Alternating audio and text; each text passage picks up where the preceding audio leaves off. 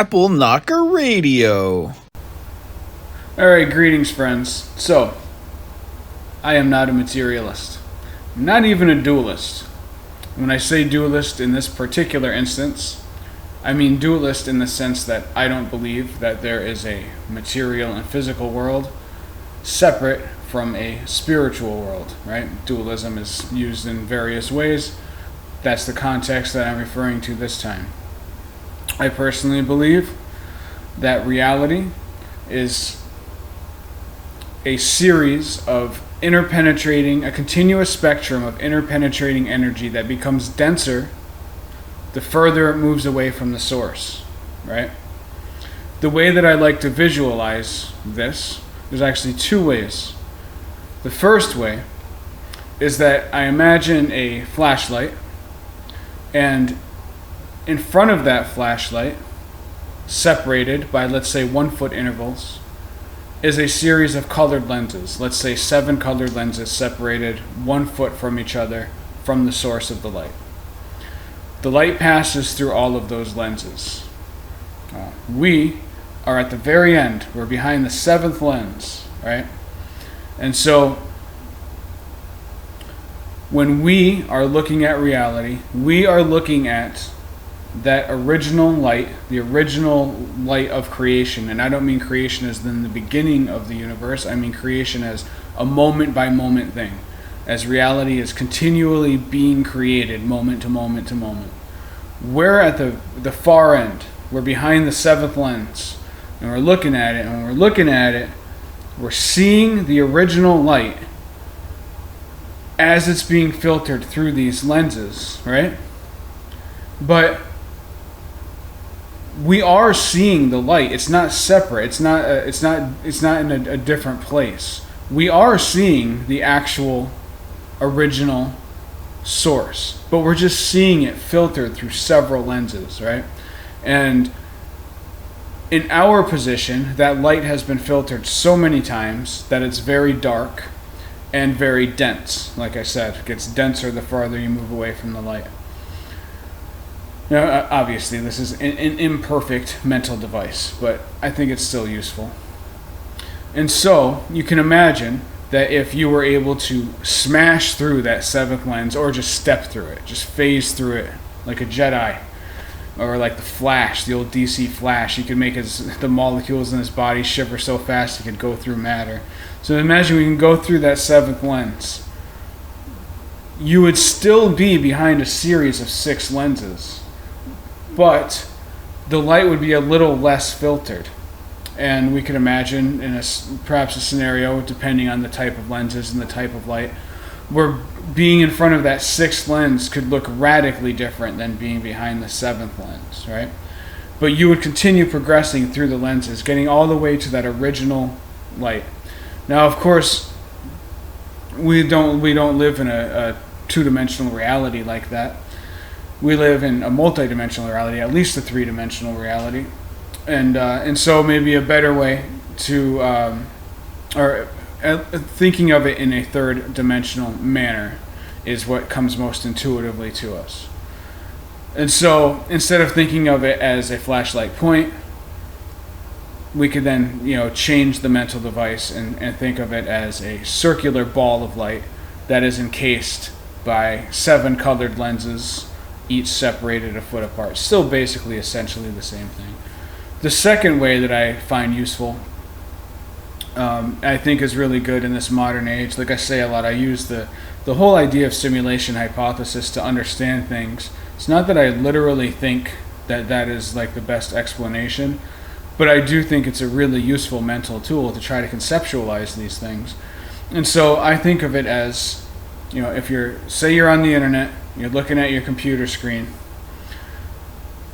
what you're seeing is written information that is being interpreted in a way to show you whatever the web page is showing you, right? But you can look behind that page, and actually in this case you actually can do that. If you just right click like inspect element, you can look at the actual code behind any web page, right? And so then you see there's more information behind what appears to be on your computer screen. But there's even more information beyond that, right? There's levels of more complex machine language that goes beyond that. So you get all the way down to the binary. But even the binary, the zeros and the ones, even that is just a numerical representation of positive and negative charge, or absence of charge and presence of charge, right? And so you're looking at the screen, and the screen is real, right? Just like this real world is real. Just like if you're standing behind the seventh lens is real. But there's more information beyond it, right? It's the same thing as looking at a computer screen, except of course we're not living in a two-dimensional reality. Same as I said with the flashlight and the two-dimensional lenses that I was envisioning. It's the same thing with this computer analogy or mental device tool. Because we actually don't even know the real dimensions of reality.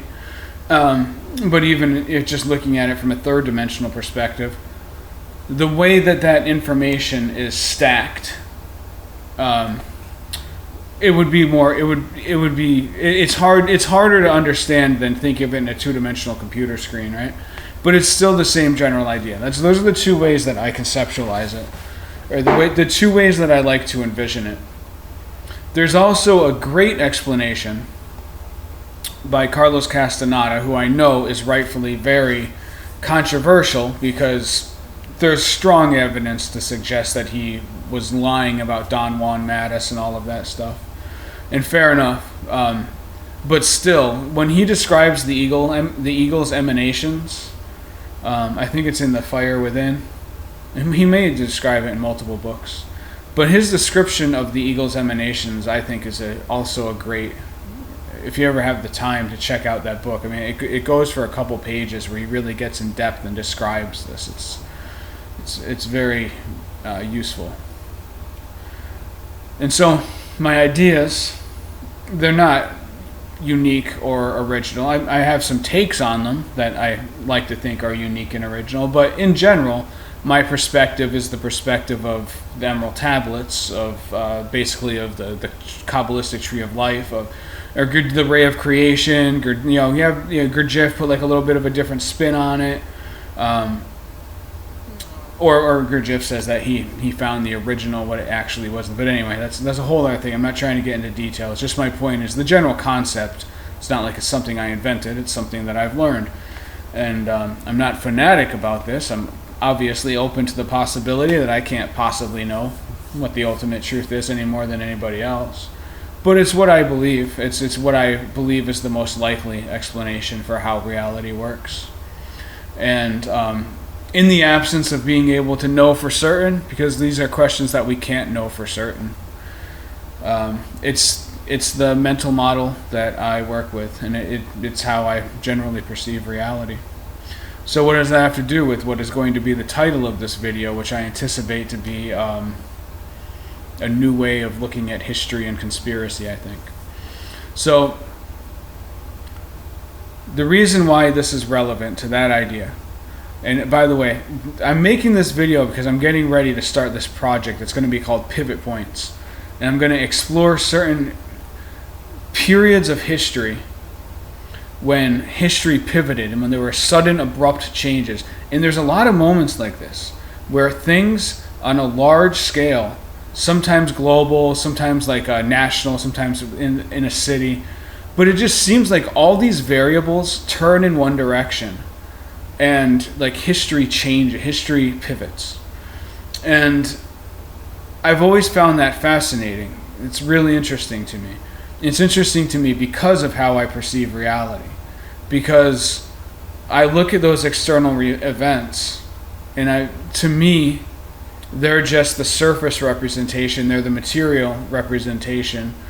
They are my computer screen's most basic presentation of the deeper information of something that is going on at a much more fundamental level, somewhere out there in the more etheric layers of reality, of creation, of consciousness. And so I always find those things really interesting.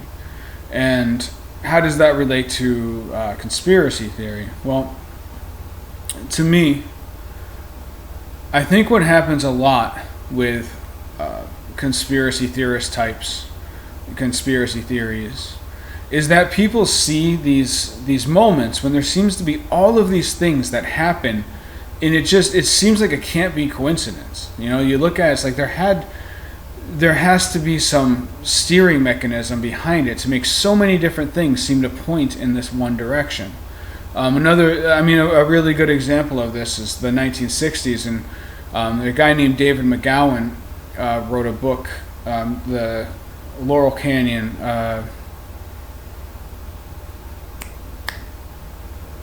Dave McGowan wrote a book, something Laurel Canyon. I cannot believe I can't think of it now. I've read the book a couple of times. But the point is, McGowan, well, he wasn't the first one. There's been a lot of people who have brought this up throughout time. But there were weird things happening in the 60s, right? There's no doubt about that. There's just too many events that happened for it to be organic. It seemed like there was some kind of connective tissue behind it, some kind of puppet strings being pulled in the background. And so it's natural, if you're looking at it from a materialist perspective or from a dualist perspective, it's natural to look at something like that and look for human agents that got together to make a certain thing happen, right? But it always inevitably ends up, number one, you get the problem of there always ends up being gaps in things where things don't quite add up, right? And of course, you can say, well, that's because the guilty parties hid it so well, right? But I contend the way that I perceive these events, or the way that I am exploring with perceiving these events, or exploring looking at these events. And I want to be clear, the series I have in mind, I want it to be fun and just interesting and fascinating and just like good imaginative fuel, not like dark, grim kind of stuff, which is actually, it's a big reason why I don't want anything to do with the general like conspiracy theory community. I don't like the kind of personalities that it tends to attract. There's lots of great people in it, but I think it develops a very unhealthy defeatist mindset, and I'm not really into it. But that's not the approach that I'm going to be taking. But anyway, and also, should I say that right now? A further way that I look at things, I just want to interject this real quick. I think a lot of times people look at negative events in time, in history, and you say, well, if there were controlling mechanisms behind it, it had to be evil. And that's why I think so many people in that sphere wind up just being these defeatist, pessimistic, cynical people. But I don't believe it's that simple. I mean, I believe if there are architects, if there is a grand design, if there is a God, and I do believe in a God, I believe we are essentially thoughts in the mind of God. It's a way of saying it. But the plan would be so intricate, or it appears to be so intricate. The things that appear to be evil aren't always evil. Like, I liken it, if you bring it down to the level of a father raising, or a mother, a parent raising a child. You want the child to have a good work ethic, right? And so you got to make the kid sweat. You got to make him work. Got to make him do things that he doesn't enjoy doing, because you know that in the long run it's going to make him a better, stronger person. Well, I think those kind of mechanisms are at play in a lot of things as well. And if you look at existence over a broader timeline, and if you look at human beings as thoughts in the mind of God that have a sense of eternity that persists beyond this one life, well, then the things that might seem terrible may just be the disciplining actions, or maybe not disciplining, but disciplining, but also just they are things that the creative force is doing to give us a chance to make ourselves better, stronger, to test ourselves, to learn, to grow. I mean, who really knows, right? I mean, the mind would be so far beyond ours that I don't come away from this stuff thinking pessimistically. I think that's kind of a myopic way of looking at things, but that's just my opinion.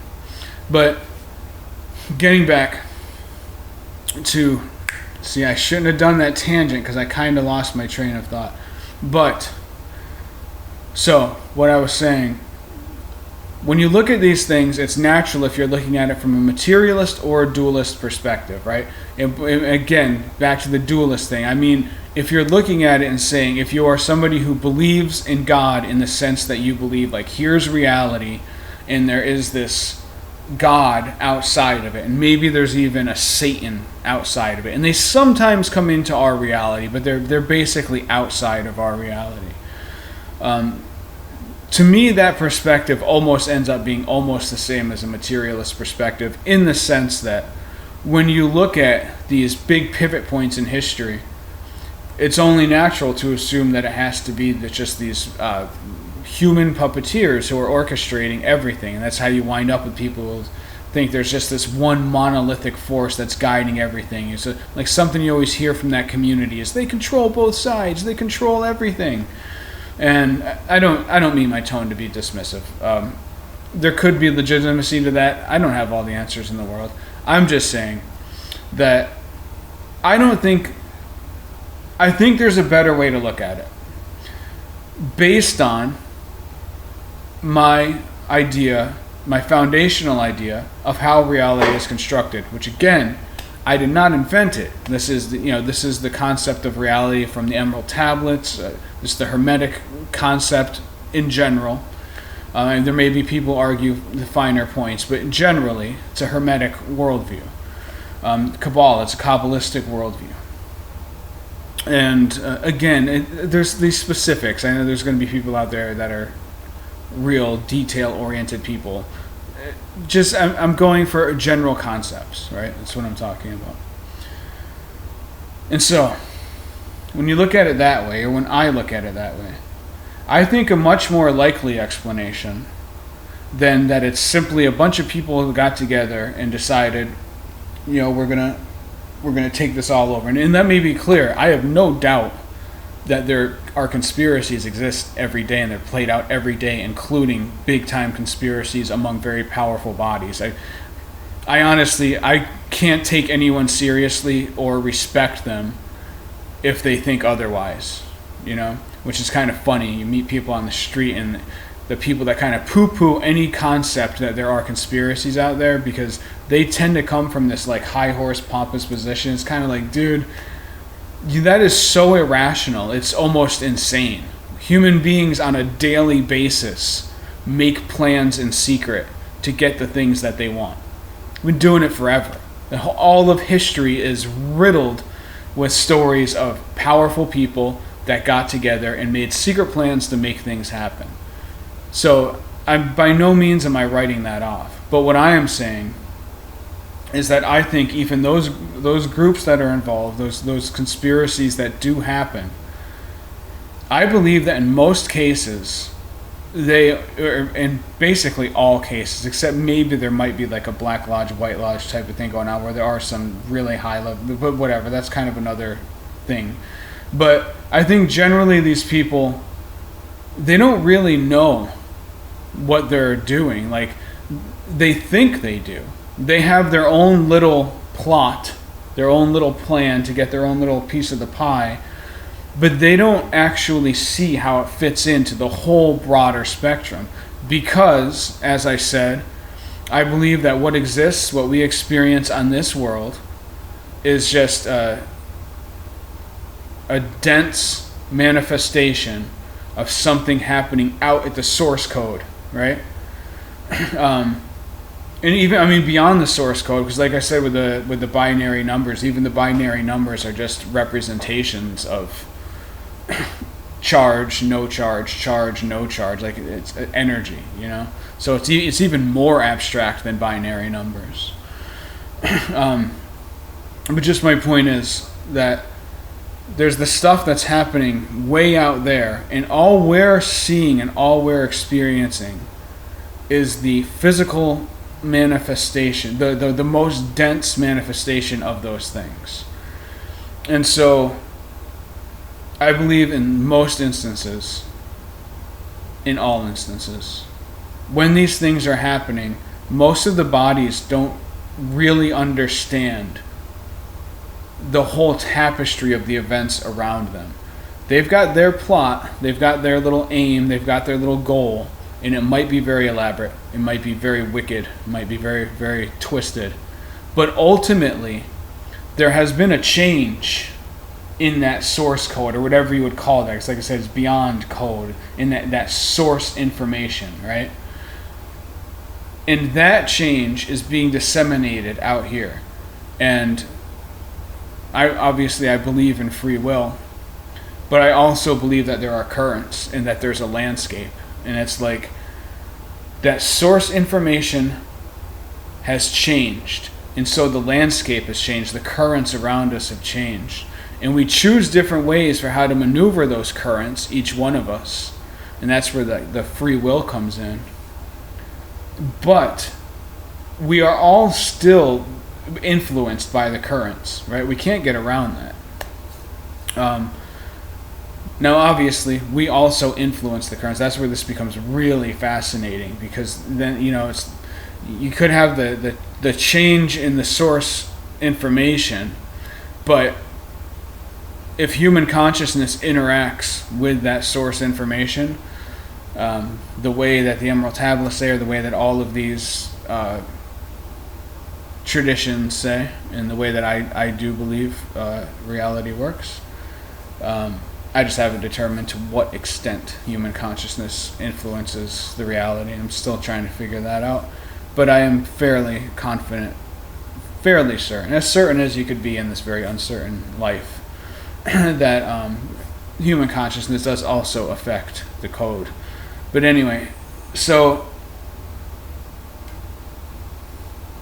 yeah. So you have the emanations coming out here, and all we're doing is seeing the end, the densification of that. And so that's where I differ from how most the normal conspiracy theorist types look at things. I don't look at it as just human machinations. I don't look at it as some monolithic power who's guiding everything. I look at those bodies that are associated in these things as still ultimately being puppets, as still ultimately being tools of the larger impulse that is being directed at us. And so, all that being said, I'm going to start doing this series called Pivot Points, where I'm going to explore these certain periods in history under this lens, under this idea that this is what's happening, and try to figure out, by looking at the effects afterwards, why did that code shift? Why were things steered in that way? What did we get out of it? Both positive and negative. I just think it'd be a really interesting exploration, and just great brain candy. Not just brain candy, though. I mean, I do think there are legitimate things that can be learned from it, or at least lessons that can be applied. Like, for instance, watching the way the upheaval of the 60s led into what was the 70s, which then led into the 80s. Like, watching that whole chain, or looking back, like 1848, in that year when, I think it was 1848, when a revolution of various kinds just erupted, and those are the kind of pivot points that I want to explore, and I think it'll be fun. I think it'll be interesting. And yeah, I just want to talk about my underlying philosophy about it, and I hope people will be into it. I hope people will be interested. I'm never really sure. I don't get a ton of feedback on this channel. It's actually kind of interesting, because I get these views, but I don't get a lot of feedback, which is it's actually been a really fun, sometimes frustrating thing to be in, because I'm trying to gauge, Am I doing good? You know what I mean? Like I don't know. It's kind of weird, but anyway. So that's the series I'm gonna do. The first episode, I'm going back to that ground that I tread earlier, back to the 70s, back to the Son of Sam era, that whole thing. This is not going to be me trying to crack the Son of Sam case. I have no part of that, and I wish everybody in that world well. That's not my world, and I'm not trying to penetrate that. I have no interest in trying to. My interest is in the whole ecosystem of the 70s, not just in New York, though there will be a lot of focus in New York, but the whole United States and perhaps the world. We'll see. I'll probably keep it mostly to the United States in most of these instances, except when you go really back in history, because the further back you get, it's kind of the easier you can find books and people's ideas and historians and philosophers who are able to look at the bigger picture. It's like the nearer you get to the modern time, the more muddied it is to see the bigger picture. So I'll probably mostly stick to the United States, especially when speaking about the last 100 years or something like that. Because I was born in the United States. It's not because I'm not trying to ignore other countries or anything, but I'm just one man. I'm just one man. I can't explore the whole world. There are interesting things that pop up though. I started doing some preliminary research for this, and I didn't know in the early 1960s, which was obviously hugely culturally transformational period here in the United States and in Europe and England and everything. Also in Africa in the early, I think it was 1960, there was very significant events that happened with freedom for the African nations, the African people. So that's really interesting to me, and that is one where I will be wanting to get a global scope of it, because it does appear like there was this Cambrian explosion of personal freedom at that time, with both the good and the bad, right? Because I think now we're starting to see that there were a lot of negative consequences as well from that, very romanticized, idealized era. But first, I'm going to start out with that 70s period, because it's one that really interests me, and it's one that I've discussed before, and I've had a lot of thoughts since my interview with Mark Stavish on that topic. And so I want to go back to that, and I want to expand on that and dig into it a little bit more. So, that'll be the first one. But anyway, that's it. Who knows? I guess I'll find out if it's interesting or if it's stupid. We will see. Well, no matter what, I find it interesting. So I hope it's interesting for everybody else too, because I'm not trying to be a narcissist here. I'm trying to find things to keep people interested and fascinated. I want to do something worthwhile that people enjoy. But in the meantime, I know I sure as heck enjoy it. I find it really, really interesting. So that's about it. Peace out, my friends. Thank you very much. Have a good night.